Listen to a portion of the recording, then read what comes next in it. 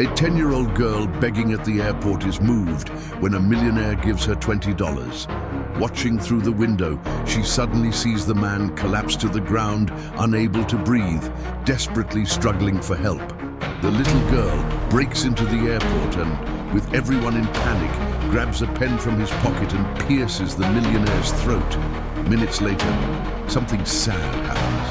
The Friday morning air smelled of coffee cake and freshly cut grass, a sweet blend that usually made Leah's heart lift. But today, the scent only churned her stomach. The grounds of Willow Creek Elementary were decked out with colorful balloons and crepe paper streamers, a scene of contagious joy that seemed to mock the tight knot in her throat. Children dashed everywhere, pulling along men of all ages, some in suits, others in work uniforms, but all sharing the same sparkle in their eyes, the pride of being a father. The traditional Father's Day celebration was about to begin, and 7-year-old Leah, in her faded cotton dress, felt like the most invisible person in the universe.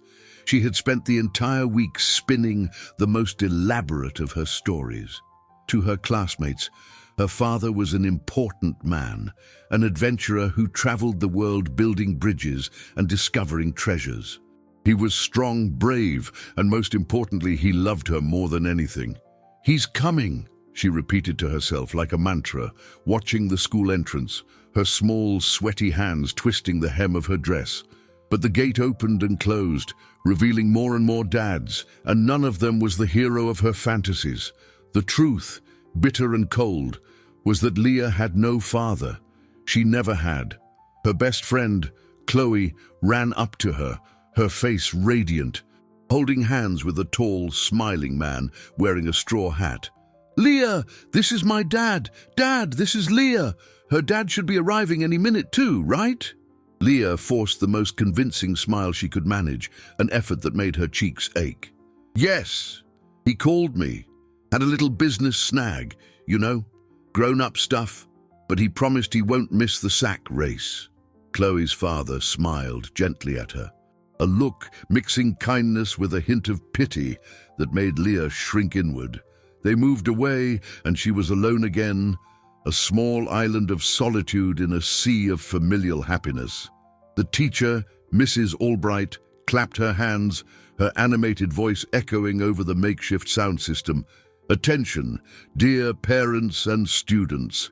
In 5 minutes, we're starting our first field day event, the 3-legged race. Find your partners." Panic surged up Leah's throat like a cold wave. 5 minutes. That was the time she had left before her lie collapsed, and everyone saw her for what she truly was, the only child without anyone. Her eyes swept the gate one last time, a silent, desperate prayer. It was then that she saw him, across the street. A black sedan, so shiny it looked like a polished jewel under the morning sun, pulled smoothly up to the curb. A man in an impeccably tailored charcoal suit stepped out. He didn't look like an ordinary father. There was a distinct aura of power and expensive calm about him. He glanced at his wristwatch, the gesture elegant and precise, and then turned toward the car door, as if about to leave. An absurd idea, born of pure desperation, exploded in Leah's mind. It was madness, complete and utter madness. But what was crazier? Talking to a complete stranger, or facing the humiliation of standing there alone while everyone pointed and whispered. Without a second thought, driven by a force she didn't know she possessed, she bolted across the grounds. She ignored Mrs. Albright's calls, the sound of laughter, the entire world. There was only that man, and the last flicker of hope she had left. With her heart hammering against her ribs, she raced toward the gate, her small feet barely touching the asphalt. The man was about to open the car door when he heard a trembling voice behind him, a thread of sound carrying all the hope and despair in the world. "Mister..." The man turned, and for an instant, Leah's world stopped. He was even more imposing up close. The grey suit seemed spun from moonlight, and his leather shoes gleamed so brightly they reflected the blue sky. His face was serious, with fine lines around his eyes that suggested both preoccupation and authority. They were the eyes of a man accustomed to commanding, to making decisions that could move fortunes in a single afternoon. For a second, Leah almost retreated, intimidated by that aura of wealth and authority. But then the sound of Mrs. Albright's voice announcing the start of the three-legged race reached her, a cruel reminder of what awaited her if she failed. She took a deep breath, the smell of dust and flowers mixing in her lungs, and summoned every ounce of courage in her small body. The words came out in a whisper, tumbling over each other, charged with an urgency that came from the depths of her soul. "Mister, can you be my dad for the school party? All the other dads came but mine. Please." She clasped her hands in front of her chest, a gesture of supplication she'd learned watching the ladies at church. The tears she had been holding back finally overflowed, tracing dirty paths down her dusty cheeks. She didn't dare look him in the eyes, fixing her gaze instead on the blue silk tie he wore, a small point of color in her grey world. Every second of silence that followed felt like an eternity, an overwhelming weight on her fragile shoulders. She could feel the curious stares of other children and parents turning toward the unusual scene at the school gate. Alexander Sterling, a man whose net worth was debated in financial columns and whose stock market decisions could build or destroy empires, felt something shift inside him. His schedule was jammed. In 15 minutes, he had a video conference with investors in Zurich to discuss the allocation of significant capital into new cryptocurrencies.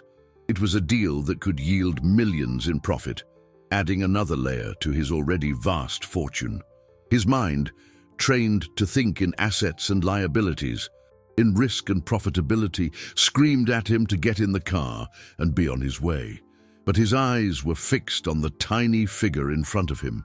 There was an authenticity to that desperation, a purity in the girl's pain that disarmed all his defenses. For a brief moment, the image of another pair of long-lost childhood eyes flashed in his memory, an old wound that never completely healed. He slowly crouched down, meeting Leah at her height, a gesture that took him off his pedestal of power and placed him in her world. His voice, when he finally spoke, was not harsh as she feared, but soft, almost hesitant. "What's your name, little one?" "Leah," she replied, her voice choked with tears. He nodded, his gaze sweeping the schoolyard, the vibrant celebration, and then returning to her tear-stained face. A decision formed, one that defied all business logic but felt like the only right thing to do in the universe. He stood up. "Leah," he said, with a new firmness in his voice. "Wait here, just 1 minute, don't move." Without further explanation, he turned, got into the luxurious car, and closed the door with a soft click. Leah stood paralyzed, watching the car pull away down the street, the engine a silent purr that soon disappeared. The hope that had flourished so intensely in her chest withered and died. He had abandoned her, just like everyone else. The tears now fell freely, silent sobs shaking her body as the crushing certainty that she was, and always would be, completely alone, enveloped her like a cold blanket. Leah's world collapsed into a deafening silence. The joyful sound of the party, the cheerful music, the laughter of the other children, everything turned into a distant, indistinct noise, like the buzzing of an insect. She remained there, a statue of disappointment by the school gate, while the tears traced clean paths down her dusty face. She felt foolish, a simpleton for having believed, even for a single, fleeting second, that a miracle could happen to her. Miracles were for the children in the stories her grandma told, not for girls like her, who wore patched dresses and whose only precious possession was a one-eyed rag doll. The humiliation burned inside her, hotter than the midday sun. Now everyone would know the truth. The liar, the orphan, Mrs. Albright, with her sharp eyes and generous heart, noticed the small, huddled figure near the gate. She approached with soft steps, the gentle smile on her face trying to calm the storm she knew was brewing in the girl's heart. "Leah, honey, what are you doing here alone? Come on, come help me organize the prizes for the ring toss. You're so good at that." It was an offer of mercy, an attempt to save her from imminent shame. Leah just shook her head, unable to form words. Going with the teacher meant admitting defeat, accepting her place on the margins of others' happiness. It was at that exact moment, when hope had already turned to ashes, that the same gleaming black sedan appeared again around the corner, gliding down the street with the silent elegance of a panther. It stopped in the exact same spot. Leah's heart gave such a violent leap that she thought it would escape through her mouth. The door opened and Alexander Sterling stepped out. But this time, he wasn't empty-handed. In one arm, he carried the largest, most colorful bouquet of flowers Leah had ever seen, a rainbow of roses, gerberas, and lilies. In the other, a massive wicker basket overflowing with boxes of chocolates and lollipops of all shapes and colors. For a man whose day usually involved managing a portfolio valued at hundreds of millions of dollars, that small investment in sweets and flowers was insignificant. But for the girl watching him, it seemed like he carried all the treasures of the world. He walked with a purpose Leah hadn't seen before, passing through the gate and going directly to her and Mrs. Albright, who watched the scene with an expression of complete perplexity. Alexander ignored the teacher for a moment, his focus entirely on Leah. He crouched down again, offering her the bouquet. "Flowers for the bravest girl I know," he said, his voice low and firm. Then he took a small, heart-shaped box of chocolates from the basket and placed it in her hands. "And these are just for you." Leah looked from the flowers to the chocolate, and then to his face, her eyes wide with pure disbelief. This couldn't be real. It had to be a dream. Alexander then stood up, turning to the astonished teacher. He extended his hand, the polished and confident gesture of a man accustomed to leading. "Alexander Sterling, my apologies for the delay. I'm Leah's father. I had an urgent business matter, a cash flow issue that couldn't wait." He gestured toward the basket. "I hope this helps make up for it. They're for all the kids." Mrs. Albright shook his hand mechanically, her mind trying to process the impossible information. Leah's father. But everyone knew that Leah, before she could formulate a question, Alexander smiled, a smile that lit up his serious face and reached his eyes. He placed a gentle hand on Leah's shoulder, a protective gesture that sent an unfamiliar warmth through the girl's body. "So," he said, looking out at the lively grounds, "what did we miss?" Mrs. Albright blinked, her mind still trying to connect the image of little Leah, always so withdrawn and humble, with this man who exuded an aura of power and wealth. The basket of chocolates was the perfect distraction. The children, drawn by the shimmer of the wrappers, rushed toward them, and the teacher, relieved, began distributing the treats, creating a wave of happiness that immediately integrated Alexander and Leah into the heart of the celebration. The three-legged race was already over, but the egg and spoon race was about to start. Leah, who moments before felt like a ghost, was now the center of attention.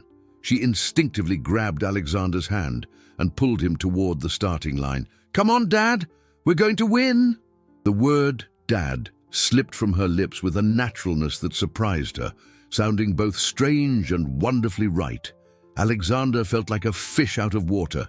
He was a master in boardrooms, a predator in the world of high-risk investment, where he negotiated millions in shares and analyzed the profitability of complex funds.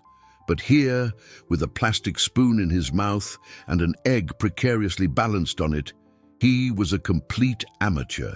The expensive suit restricted his movements, and his Italian shoes weren't made for the uneven schoolyard grass. The other children and parents laughed, not cruelly, but with the pure amusement of the moment, and Leah laughed louder than everyone. Her laugh was like the sound of bells, clear and contagious. Slower, she whispered, walking beside him, her small eyes fixed on the egg. "Imagine it's a gold treasure." The comparison made Alexander smile. He dealt with actual gold, with bars secured in vaults, but the concentration he dedicated to that fragile egg was somehow far more intense. He focused, blocking out the world, using the same concentration he applied to analyzing stock market fluctuations. They didn't win. The egg splattered a few steps from the finish line, much to Leah's noisy delight, but for the first time in years, Alexander didn't mind losing.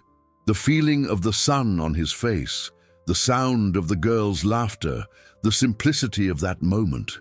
It was an emotional dividend none of his financial applications had ever provided. They participated in everything. In the ring toss, he helped her hook a plastic fish that earned a bag of candies. In the beanbag toss, he missed every attempt, making Leah laugh until her stomach hurt. For all intents and purposes, they were father and daughter, living a perfect day. Leah felt a warmth in her chest that she had never experienced. This is what it felt like to have someone, to have a father. The looks of pity from her classmates were replaced by looks of admiration. The girl who had nobody suddenly had the most interesting dad of all. As the party began to wind down, they sat on a concrete bench beneath the shade of the old oak tree, eating slices of chocolate cake on paper plates. The silence between them was comfortable, filled only by the buzzing of bees in the flowers and the murmuring of families saying goodbye. Alexander observed Leah's face, smeared with frosting, and saw a serenity that hadn't been there before. The facade of forced bravery had vanished, replaced by a genuine, fragile happiness. He felt a pang in his heart, a need to protect that peace, but also a twitch of curiosity. He needed to understand. He wiped a corner of her mouth with his thumb, the gesture surprising both of them. "Did you have fun?" he asked gently. Leah nodded enthusiastically, her eyes sparkling. "It was the best day of my life." He smiled. "I'm glad." He paused, choosing his words with a surgeon's care. "Leah, your father, what you told me about him being an adventurer. He sounds like a very special man. Where is he now?" The question hung in the air, delicate and heavy like a lead feather. The radiant joy on Leah's face faded, replaced by a shadow of vulnerability that Alexander recognized immediately. It was the same expression he saw on young entrepreneurs before they confessed they were running out of capital. The girl's smile wavered, and her eyes, once so full of light, dropped to her worn shoes, where she traced invisible circles in the dust with the tip of her foot. The oak tree above them seemed to hold its breath, its leaves a vibrant contrast to the paleness that had taken over Leah's cheeks. She bit her lower lip, a small gesture of distress that Alexander did not miss. The fantastic storyteller, the creator of adventurous fathers, had been cornered by reality. I lied," she whispered, her voice so low that Alexander had to lean in to hear. Each word seemed to cost her immense effort, as if she were confessing the most terrible of secrets. "I don't have a dad. Never did. Or a mom. I just didn't want to be the only one alone today. I'm sorry." The tears returned, silent and bitter. Not the tears of desperation from earlier, but tears of shame. She huddled on the bench, expecting the reprimand, the disappointment, the abandonment that would surely follow. It was the pattern of her life, a brief moment of happiness followed by a painful fall. She had dared to dream, and now she would pay the price. Alexander said nothing for a long moment. He just watched her, processing the confession. There was no anger on his face, nor disappointment, just a deep and resonant sadness. He thought about his own empire, built on the foundation of numbers, facts, and logical projections. A lie in his business could cost millions, destroy reputations. But that girl's lie, it wasn't about gain or deceit. It was about emotional survival, a fragile shield against a world that could be incredibly cruel to a solitary child. He felt a wave of empathy so strong it almost took his breath away. "If you don't have a father or mother," he asked, his voice even softer, "who do you live with, Leah?" The question seemed to open a new floodgate of worry. "I live with my grandma Elsie," she said, rubbing her eyes with the backs of her hands. "But she's not my real grandma. She found me on her doorstep when I was a tiny baby. She's very old, 85, and she's sick. Her legs hurt really bad, and sometimes she forgets things." The story came out in a continuous flow, a torrent of truths she had kept bottled up. "Our house is really small, up in the heights. It leaks when it rains hard, and her social security barely covers the medicine and food. That's why she couldn't come. She can't even walk down the hill by herself anymore." The image Leah painted with her simple, direct words hit Alexander with the force of a punch. He, who lived in a luxury penthouse overlooking the entire city, who worried about the fluctuation of foreign currencies, who was considering buying a new private jet, suddenly found himself confronted with a brutal and unknown reality. An 85-year-old sick grandmother caring for a 7-year-old child in a leaky house. The juxtaposition of their lives was so stark, so unfair, that a feeling of shame settled in him. His vast wealth, his immense net worth, seemed obscene in the face of that daily struggle for simple dignity. He looked at the girl beside him, so small and already carrying such a heavy burden, and knew, with absolute certainty, that their day together wasn't over yet. The journey to Leah's house was a study in contrasts. Alexander's luxury sedan, with its soft leather seats and silent air conditioning, glided through the wide, tree-lined streets of the downtown area. But as they drove up the hill, the scenery changed drastically. Asphalt gave way to uneven cobblestones and finally to a rough dirt road. Mansions were replaced by small, unfinished houses, huddled together in precarious balance. The air grew thicker, smelling of wood smoke and damp earth. Alexander, a man accustomed to navigating the corridors of power and finance, felt like an alien in that environment. His car, a symbol of his success and assets, now seemed like vulgar ostentation, attracting curious and sometimes resentful glances from passing residents. Leah guided him with a melancholy familiarity, pointing out alleys and shortcuts. "It's just up there," she said, her voice low, as if ashamed. The house was exactly as she had described, perhaps even worse. Small, with exposed brick walls and a rust-stained zinc roof. A tiny garden in the front, despite everything, showed signs of care, with some stubborn flowers sprouting in old paint cans. Grandma Elsie greeted them at the door, leaning on a wooden cane.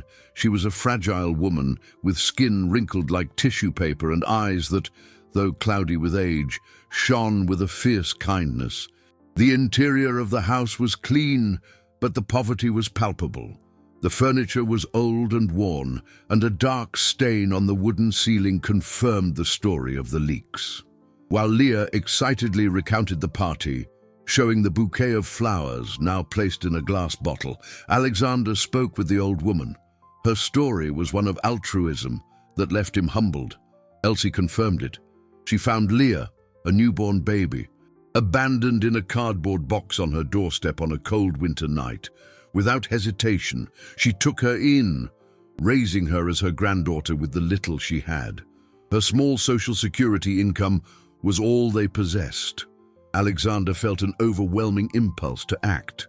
That very afternoon, he arranged for a large grocery order, which was delivered to the door of the small house, much to Elsie's astonishment. In the days that followed, he became a constant, though discreet, presence in their lives. He hired contractors to fix the roof and make small repairs to the house. He spoke with a doctor, paying for a consultation and the best medications for Elsie's pain. He did everything with the efficiency of a great manager, organizing solutions like someone organizing an investment portfolio. But his presence did not go unnoticed. The neighborhood, a microcosm of lives intertwined by proximity and hardship, began to whisper. The arrival of that rich man in his imported car was an unprecedented event. Who was he? Why was he helping old Elsie and little Leah? Envy, a weed that grows quickly in the soil of scarcity, began to sprout. He must want something, a neighbor said in the bakery line. Nobody with that much money does anything for free. Another, at the corner bar, speculated maliciously. He's got his eye on the land. He wants to buy all this for next to nothing to build condos. The rumors spread like wildfire in dry grass, twisting kindness into self-interest, altruism into a sinister plan. Alexander's generosity, instead of being seen as a blessing, became suspicious. The children who used to play with Leah now looked at her sideways, repeating the whispers they heard from their parents. The first obstacle didn't come in the form of a financial or legal problem, but something much more insidious: the community's distrust. The help he offered, intended to ease the burden on Leah and her grandmother, was, ironically, isolating them even further, turning them into targets of malicious gossip. And the worst was yet to come, as someone, driven by a darker envy, decided that those rumors needed to reach official ears. An anonymous tip was made to Child Protective Services, CPS, painting a perverse picture of the rich man's true intentions with the orphaned girl. The visit arrived on a Tuesday afternoon, just as the sun was setting and painting the sky orange and purple. It wasn't the police, as some neighbors might have expected, but something that, to Alexander, seemed far more intimidating. A serious-looking woman with an ID badge hanging around her neck and eyes that seemed to see through the newly repaired walls of the small house. She introduced herself as Ms. Davis, a social worker from the Department of Family and Child Services. The anonymous complaint had taken effect, and the fragile world Alexander was trying to build for Leah was about to be examined under a cold, impersonal microscope. She was polite, but her questions were incisive, like small needles probing the most sensitive points of that unusual arrangement. Sitting in the modest living room, with a clipboard on her lap, she questioned Alexander about the nature of his investment in the family. The word she used made him recoil. To him, it was an act of compassion. To her, it seemed like a transaction to be audited. "Mr. Sterling, what exactly is your relationship with the minor, Leah Alves?" she asked, her pen hovering over the paper. "And how do you explain this sudden and massive application of resources into her residence and well-being?" Alexander tried to explain, but his words, which were so persuasive in boardrooms where he negotiated the fate of large businesses, sounded hollow and suspicious here. He spoke about the encounter at the school, about the girl's desperate plea. But to the ears of a bureaucrat trained to distrust, the story sounded like a fairy tale, a facade for something unconfessable. Leah, sensing the tension in the air, hid behind Alexander, clutching his pant leg, her eyes fixed on the strange woman. Grandma Elsie, her voice trembling, tried to defend her benefactor, calling him an angel sent by God, which only seemed to increase Mrs. Davis's skepticism. The air in the small room became thin, charged with suspicion and fear. It was then that the turning point, silent and devastating, occurred. Grandma Elsie, agitated by the pressure of the interrogation and anxious to serve the visitor a glass of water, rose from her rocking chair. Her legs, already weakened by age and illness, faltered. She took a false step on the uneven cement floor, the cane slipping from her trembling hand. The sound that followed was not loud, just a dull thud and a sharp moan of pain that cut the air like a knife. Leah screamed. Alexander rushed to the old woman's side, who lay on the floor, her face contorted in a mask of agony. Clutching her hip, chaos erupted, while Alexander, with terrified efficiency, called an ambulance. Miss Davis observed the scene, her expression transforming from professional skepticism to grave, official concern. The situation had changed drastically. It was no longer an investigation into a mysterious benefactor. It was an acute crisis. The child's sole guardian was incapacitated. The paramedics arrived quickly, maneuvering the stretcher through the narrow doorway. Leah cried hysterically, clinging to her grandmother's hand, refusing to let go. "Grandma, don't leave me. Please don't go," she sobbed, her face drenched in tears. As they prepared Grandma Elsie for transport, Miss Davis approached Alexander, her gaze firm, her voice devoid of emotion. "Mr. Sterling, the situation is clear. Mrs. Elsie requires immediate medical attention, and the girl—" She paused, looking at Leah, who was now completely alone in the middle of the room. "Given the circumstances, she cannot stay here. She will have to come with me to a temporary shelter until her situation is assessed." Mrs. Davis's words echoed in the small room with the finality of a sentence. Temporary shelter. To Alexander, accustomed to navigating legal complexities in the corporate world, the term sounded like standard procedure, but to Leah, who overheard the conversation with a pounding heart, it sounded like condemnation. Her sobs ceased abruptly, replaced by a silent terror that widened her eyes. She looked from Alexander to the social worker, her face pale under the dim lamplight. The shelter. It was the word the children in the neighborhood used in frightened whispers. The place where children went who had no one left. It was the end of everything she knew. "No!" The word burst from her lips, small but fierce. "I won't go. I want to stay with Alexander. He's my... She stopped. The word Dad dying in her throat. She couldn't use that lie again. Not in front of this woman writing everything down on her clipboard. "He takes care of me," she finished, her voice a thread of desperation. Alexander acted instinctively. He stepped forward, placing himself protectively between Leah and Miss Davis. His mind, trained to find solutions under pressure, worked at dizzying speed. He couldn't allow them to take Leah. The image of the girl in an orphanage, a number in a system, was unbearable. "Miss Davis," he said, his voice calm and controlled, the same one he used to soothe panic-stricken investors during a market crash. "I understand your position and the need to follow protocol. However, taking the child to an unfamiliar environment at this moment of trauma would be extremely detrimental. I will take responsibility for her. I have the resources, a safe home. She can stay with me until her grandmother recovers." The social worker raised an eyebrow, impassive. "Mr. Sterling, with all due respect, you have no legal kinship with the minor. Your good intentions and your financial resources, while notable, do not grant you custody rights. The law is clear. I cannot leave her in the care of a stranger, especially one who is already the subject of an investigation." The cold logic of the law was an insurmountable wall. Every argument Alexander presented was countered with a regulation, a paragraph from the child statute. Meanwhile, the ambulance departed, taking Grandma Elsie and leaving a heavy silence behind. The night was falling outside, and the shadows inside the house seemed to grow, swallowing the remnants of hope. Alexander felt a helplessness he hadn't experienced since he was a young man, struggling to build his first business. All his money, all his influence, his vast fortune were useless in the face of that bureaucratic impasse. It was then that a new element, sordid and unexpected, entered the scene. A neighbor, the same one who had spread the worst rumors, approached the open door, drawn by the commotion. Seeing the social worker, he smiled maliciously.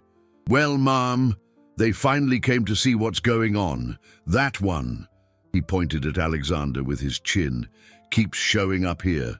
Nobody knows what he wants with the girl, but it ain't good." The intervention was pure venom, thrown into an open wound. For Ms. Davis, it was confirmation of her suspicions. The anonymous complaint gained a face, a voice. Alexander's situation was complicated by the second.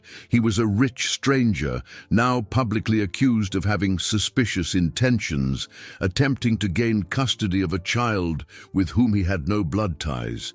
His image, previously that of a benefactor, was being tarnished, transformed into that of a potential exploiter. The battle was no longer just about compassion. It had become a fight for his own reputation. And at the center of it all, Leah watched, trembling, the fate of her life being decided by adults who barely knew her, trapped in a nightmare she didn't create. The neighbor's poison sealed the fate of the night. For Miss Davis, the scene fit perfectly into the manual of risk cases. A vulnerable child, an elderly and incapacitated guardian, and a rich man with a sudden, inexplicable interest. The scale of bureaucracy tipped toward precaution. "The decision is made," she said, her voice firm, picking up her clipboard. "Leah will come with me. It is for her safety." She held out her hand to the girl, a gesture meant to be comforting, but which felt like a threat. Leah recoiled, bumping against Alexander's legs like a frightened small animal. The panic in her eyes was a silent plea that screamed louder than any words. It was at that moment that Alexander Sterling, the hesitant philanthropist, vanished, and Alexander Sterling, the ruthless magnate who built an empire from nothing, took his place. The helplessness evaporated, replaced by a cold, concentrated determination. He couldn't break the law, but he knew, better than anyone, how to bend it to his favor. He pulled out his cell phone, a state-of-the-art device that controlled his businesses and his vast capital. His fingers moved with impressive speed and precision. He didn't call an assistant or manager. He called Marcus Thorne, his personal attorney, a man whose ferocity in court was as legendary as Alexander's skill on the stock market. "Marcus," Alexander's voice was low, but charged with unquestionable authority. "I need an injunction, now. Emergency temporary custody of a minor. The name is Leah Alves. The grandmother has been hospitalized. Child Services wants to take her to a shelter. Stop it. Use every resource. I don't care about the cost." On the other end of the line, there were no questions, just a "consider it done." Mrs. Davis watched the scene, a mixture of irritation and surprise on her face. She was used to dealing with desperate families, not billionaires who had the best lawyers in the country on speed dial. Less than 20 minutes later, while she was still trying to convince Leah to grab a coat, her own cell phone rang. It was her supervisor. The conversation was short, and when Ms. Davis hung up, her expression was one of resigned annoyance. "You have very efficient lawyers, Mr. Sterling," she said, her voice tight. "They secured a temporary restraining order. The girl can remain in your custody at this residence for 48 hours until a preliminary hearing. But I will return tomorrow morning for an assessment, and know that this," she looked around the humble house, "only heightens suspicions about your motives." She left, leaving behind a silence charged with tension and a fragile victory. Alexander knelt in front of Leah, who was still trembling. He held her small shoulders and made her look at him. "Leah, listen. I know you're scared, but I made you a promise at school, remember? That I'd be your dad for a day. Now I'm making you another promise. I won't let anyone take you, ever." His eyes, which Leah had always seen as serious and distant, were filled with a fierce emotion, a promise worth more than all the gold and dollars in his vaults. While Alexander was making the vow that would seal his destiny, in a noisy newsroom on the other side of the city, a journalist named Ethan Riley, known for his nose for scandal, received a call. The source was anonymous, but the voice was bitter and full of resentment. It was a former fund manager from one of Alexander's companies, fired for fraudulent trading. "I have a story for you," the man said, "about Alexander Sterling and his new obsession, a little orphan girl. He's dumping money on her, trying to buy the kid. They say he never got over losing his own daughter." Ethan smelled a sensational headline. The story had everything: wealth, power, mystery, And the vulnerability of a child? He began typing, the words forming quickly on the screen, weaving a distorted and dangerous narrative. Alexander's private battle was about to explode into a public spectacle. The next morning dawned grey and damp, reflecting the somber mood that had settled over the small house in the Heights. Alexander had spent the night in an uncomfortable armchair, watching over the restless sleep of Leah, who had fallen asleep on the sofa. Exhausted by crying and fear, for the first time in decades, he wasn't thinking about stock quotes, return on investment, or his company's cash flow. His mind was entirely consumed by the imminent battle. The legal victory the previous night had only been a containment maneuver, a temporary postponement of the threat. The real fight would begin at the hearing. Early in the morning, the news exploded, not on television, but in the ruthless universe of the internet. Ethan Riley's article went viral. The magnate and the orphan, philanthropy or obsession, screamed the headline, accompanied by a long lens photo of Alexander in front of Leah's humble house. The text was a masterpiece of poisonous insinuation. It mixed facts, Alexander's wealth, the aid to the family, with the malicious speculation of the former employee. The article briefly and exploitatively mentioned Alexander's personal tragedy, the loss of his daughter, Sophia. Years ago, in a tragic domestic accident, the piece suggested he was trying to replace his lost daughter, a whim of a billionaire who believed his entire fortune could buy anything, even a child's innocence. The impact was immediate and devastating. Alexander's phones didn't stop ringing. Business partners, board members of his companies, everyone wanted explanations. The value of his stocks began to fluctuate at the market opening, a direct reflection of the distrust the story generated. His reputation, carefully built on an image of integrity and business genius, was being tarnished by a sensationalist narrative. What was a private act of compassion had turned into a public scandal. At the hospital, a nurse read the news on her phone and showed it to a colleague, next to the bed where Grandma Elsie was recovering from successful hip surgery. Elsie heard fragments of the conversation, words like exploitation, billionaire, and orphan. A cold panic seized her. Could it be true? Did this man, who had seemed like an angel, have other intentions? The doubt, planted by the media, began to germinate in her tired heart, adding to the physical pain. The official investigation, meanwhile, deepened with new vigor. Ms.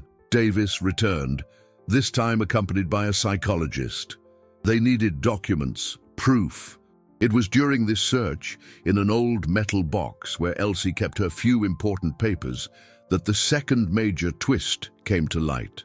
Among her social security forms and old bills, there was a handwritten account that Elsie had never had the courage to officially register, a detailed narrative of how she had found Leah. The yellowed, fragile paper confirmed what she had told Alexander, but the legal implication was an earthquake.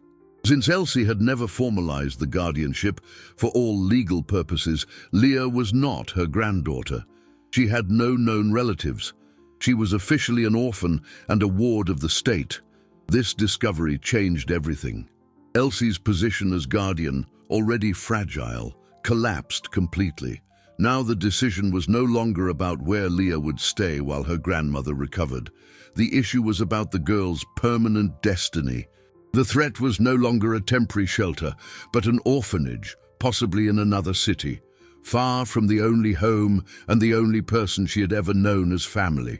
The state, now her legal guardian, had total power, and public opinion, poisoned by the media, saw Alexander not as a savior, but as a danger from which Leah needed to be protected. The door to a future with Alexander seemed to be closing for good. The preliminary hearing was scheduled for the following week, an agonizingly short deadline that Marcus Thorne, Alexander's attorney, described as a legal minefield. The courthouse was a gray, imposing building whose cold corridors seemed to suck out all hope. Alexander felt more out of place there than in Leah's humble home. In his world, the power of money opened all doors. Here, he was just another defendant in a case, and his vast fortune seemed more like a liability than an asset, the supposed proof of his bad intentions. The courtroom was small and stuffy. On one side, Alexander and Marcus in their impeccable suits. On the other, Miss Davis and a prosecuting attorney, a young man with an ambitious look who saw the case as an opportunity for distinction. And at the center of it all, invisible but omnipresent, was Leah's fate. The girl, by court order, had been placed under the temporary custody of a certified foster family to avoid any undue influence from Alexander. The separation had been painful, a reenactment of the abandonment Leah so feared. Alexander could only speak to her by phone, in short, monitored calls, during which the girl's voice sounded increasingly distant and frightened. The prosecutor attacked with the fury of someone who had already formed a verdict. He used the newspaper headlines as his main weapon, painting Alexander as an emotional predator, a man using his wealth to manipulate a system and satisfy a personal whim. "What we have here, Your Honor," he said, his voice echoing in the room, "is not an act of charity, but an act of possession. A man who believes that his bank account, filled with stock profits and perhaps even speculative bitcoins, gives him the right to purchase a child to fill the void in his life." Marcus countered every accusation with facts and logic. He presented receipts for the house repairs, Elsie's doctor's report, testimonies from Mrs. Albright about Alexander's behavior at the school party. But the prosecutor's narrative was more powerful because it appealed to fear and distrust. And then came the most devastating blow. The prosecutor called an unexpected witness, the psychologist who had interviewed Leah. With a professional, neutral voice, the psychologist described Leah as a child, highly suggestible, with a tendency toward fantasy as a defense mechanism. She recounted how Leah had invented the story of the adventurer father. The minor, the psychologist concluded, demonstrates an affective deficiency so profound that she is capable of attaching herself to any figure who offers the slightest attention, making her extremely vulnerable to manipulation. In other words, Leah's affection for Alexander wasn't genuine. It was a symptom of her trauma. His kindness was, in the court's view, the tool of manipulation. Alexander felt the ground disappear beneath his feet. They were using Leah's pain, her imagination, her desperate need for love, against her, against him. Every gesture of affection he had offered was being twisted, turned into proof of his guilt. He looked at the judge, an older man with a tired face who seemed burdened by the weight of the decision. And it was in the judge's eyes that Alexander saw the most terrible truth. He was losing. It was then that the prosecutor, in his closing argument, delivered the coup de grace. He brought up the death of Sophia, Alexander's daughter, in a cruel and calculated way. "We cannot allow Mr. Sterling's personal tragedy to become another child's tragedy. He is not trying to save Leah. He is trying to save himself." At that moment, something inside Alexander broke. The pain he had kept locked away for years, the guilt and grief over the loss of his daughter, surged to the surface with overwhelming force. He remembered the silence of his gigantic apartment, the uselessness of his fortune in the face of loss. And for the first time, he understood. The prosecutor was right about one thing. He was trying to save himself, but not in the way the prosecutor thought. Leah, with her courage and her desperation, had given him a purpose, a chance at redemption, to transform his pain into something good. But now, the very system meant to protect the girl was about to rip that chance away from him and, worse, plunge Leah back into the darkness from which he had tried to rescue her. The hearing was adjourned. The final decision on custody would be announced in 48 hours.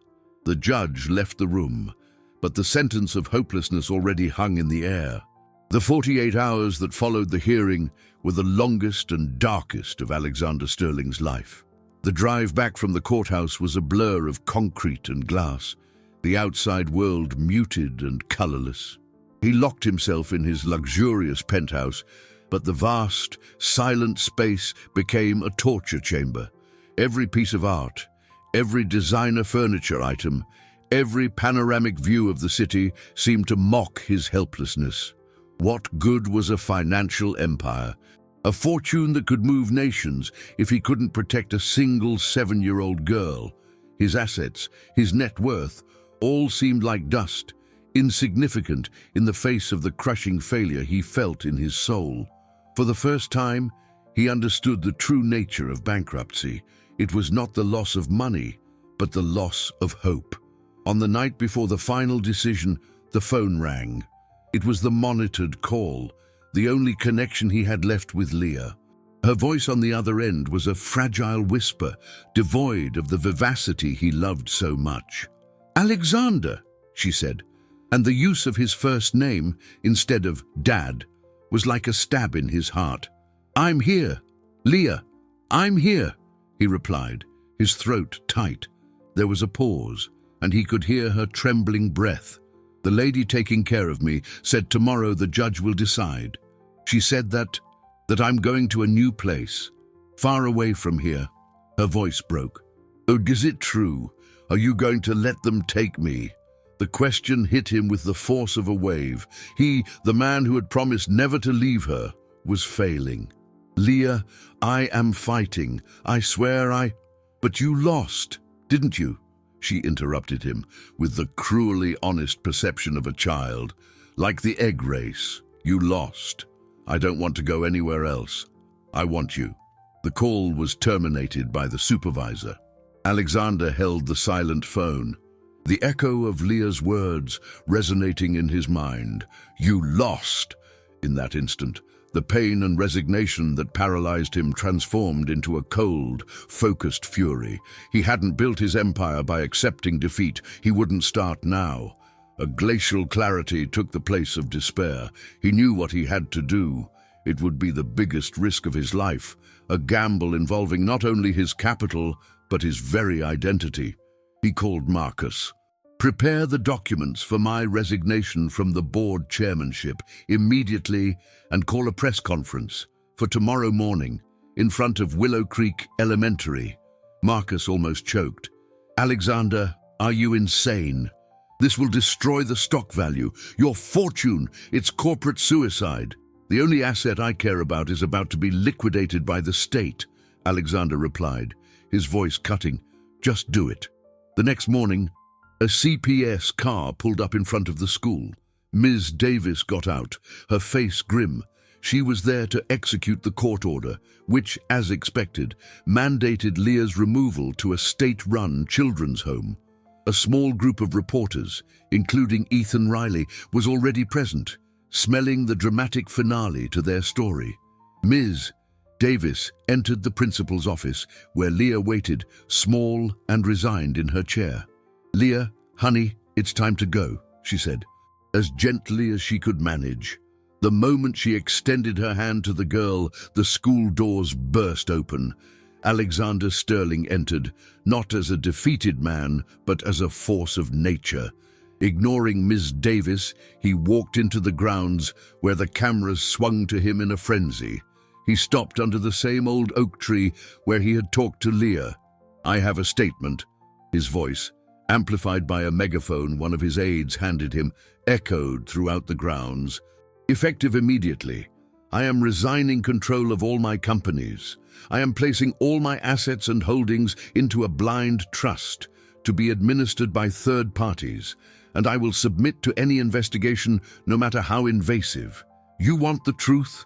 You want transparency? You will have it, but know this." He turned and pointed toward the principal's door, where Leah now stood, watching him with wide eyes. The reason for every one of my actions in the last few days is not on a spreadsheet or a stock market report. It's right there, and I am not going anywhere without her." Alexander's act was a bolt from the blue. The public resignation, The surrender of his vast empire was a move so radical and unprecedented that it left everyone, the media, the officials, the business world, in shock. Ethan Riley, the journalist, lowered his camera, his expression of cynicism replaced by pure perplexity. The story he was covering had just transcended scandal. It had become something epic, a renunciation of power for a reason money couldn't buy. Ms. Davis, standing at the principal's door, hesitated. The court order in her hand suddenly felt fragile, inadequate for the magnitude of what was happening. That extreme gesture was the turning point. Public opinion, previously so skeptical, instantly swung. The story was no longer about an eccentric billionaire.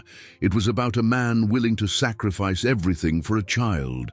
The predator narrative collapsed, replaced by that of a protector. Social media exploded with messages of support. The hashtag #DadFolia became the top trending topic in the country. The judge on the case, bombarded by media attention and the shift in public perception, agreed to reopen the hearing. The second hearing was a world apart from the first. The prosecutor, previously so aggressive, now seemed cornered, his narrative stripped of credibility. Marcus, Alexander's lawyer, presented his client's sacrifice as the final, irrefutable proof of his intentions.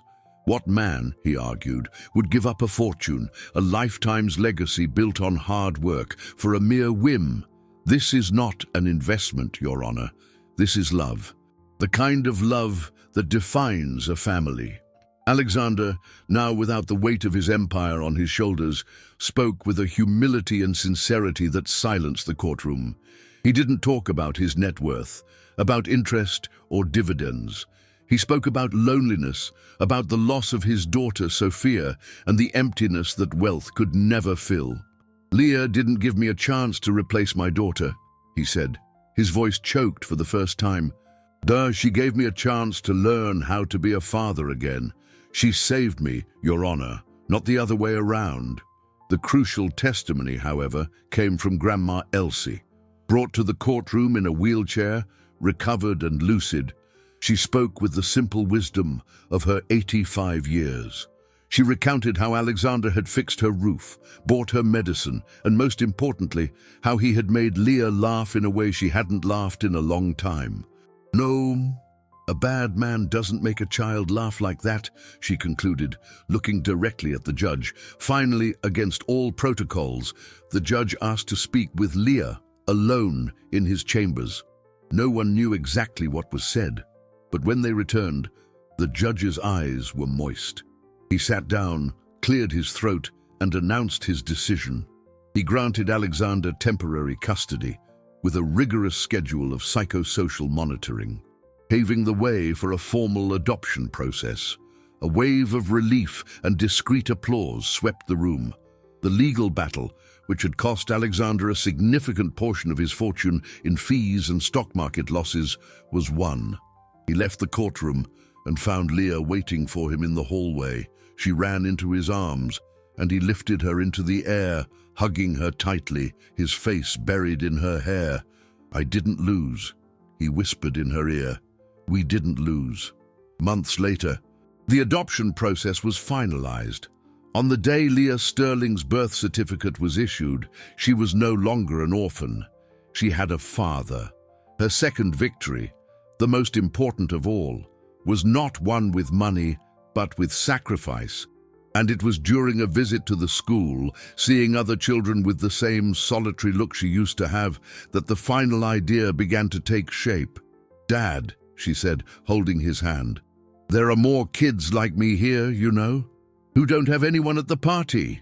That innocent thought planted the seed of the final and most lasting victory of their journey.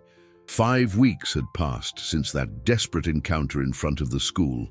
5 weeks that felt like a lifetime, full of battles, tears, and finally, a newfound peace. The grounds of Willow Creek Elementary were festive once again, but this time, the atmosphere was different. It wasn't a traditional celebration, but the inauguration of something new, something born of pain and hope. The morning sun shone on a newly painted sign near the entrance, Family Support Center, where no child is alone. Alexander and Leah arrived hand in hand. He no longer wore the expensive, impersonal suits. He wore a simple linen shirt and jeans, looking lighter, more approachable. Leah wore a new dress, a vibrant yellow like the sun, but her eyes held the same sweetness and depth as always. They were no longer the billionaire and the orphan, but simply father and daughter, returning to the place where everything began, not to relive a lie, but to celebrate a truth. The social program they created together was the materialization of their journey. With some of the funds Alexander recovered after reorganizing his businesses, he established a foundation. The center at the school offered educational reinforcement, psychological support, and most importantly, a mentorship program where community volunteers committed to accompanying vulnerable children to school events so that no other child would feel the loneliness Leah had felt. It was an investment that yielded no financial profit, but whose return in smiles and transformed futures was incalculable. Mrs. Albright greeted them with a warm hug, her eyes shining with pride. Grandma Elsie was there, sitting in a place of honor, her health visibly restored, chatting animatedly with other grandparents. Even some of the neighbors who previously whispered with distrust were now helping to serve cake and juice, their attitudes transformed by Alexander's example. The scandal had dissolved, replaced by a story of overcoming and generosity that inspired the entire community. As Alexander spoke briefly at the inauguration, talking not about inheritance or compound interest, but about the value of time and affection, Leah watched the grounds. She saw a shy little boy huddled in a corner and recognized in him the same shadow she had carried for so long. She approached him slowly. "Hi," she said, with a gentle smile. "What's your name?" Alexander finished his speech and looked for her. He saw her talking to the boy and then pulling him by the hand toward the game table, introducing him to other children. In that simple gesture, he saw the cycle complete. The girl who had been rescued was now rescuing others. The pain she had felt was not in vain. It had transformed into empathy, into a force for good. Later, sitting under the same old oak tree, Leah rested her head on Alexander's shoulder. The aroma of coffee cake and cut grass, which once nauseated her, was now the smell of home, of security. She looked at his face, at the lines that seemed softer, at the smile that was now genuine and constant. "Dad," she whispered, testing the word that was now hers, real and unwavering. "Do you think we can help all of them?" Alexander hugged her, his heart overflowing with a kind of wealth he had never known. He looked at the vibrant grounds, at the children running and laughing, at the sign that promised a better future. The school party that began with a desperate lie had become the foundation of a family and a legacy. He had learned that true fatherhood was not in the ties of blood, but in the willingness to sacrifice everything for the one you love. And she, the girl who once had to invent a father, discovered she no longer needed fantastic stories. She could build her own family, her own truth, based on the genuine love that arose from the most improbable request and transformed two lives forever. "Yes, my daughter," he replied, his voice firm with a new conviction. "I think we can try."